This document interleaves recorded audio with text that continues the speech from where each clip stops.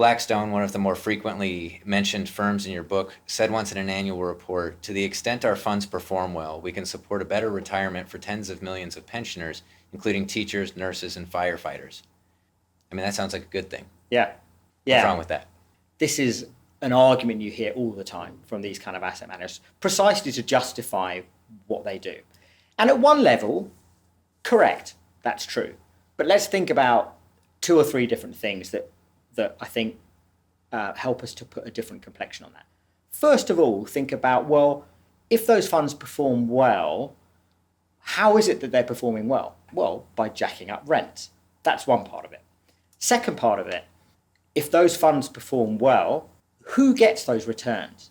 Because of the nature of the fee model that companies like Blackstone use, if a fund performs really, really well, a very significant share of those returns accrue to Blackstone and its investment professionals themselves.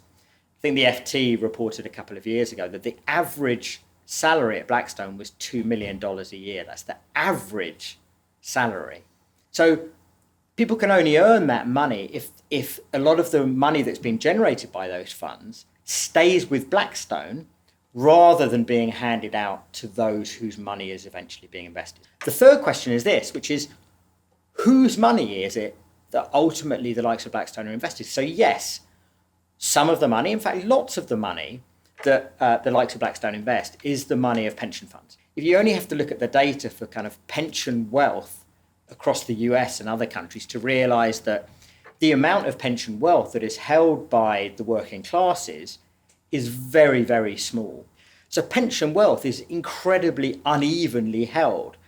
And then finally, they don't just invest pension capital. They also invest, and actually increasingly invest, capital from other end investors. So Blackstone is a great example here. So it did a big deal a few years ago with an entity called PIF, which is the sovereign wealth fund of Saudi Arabia.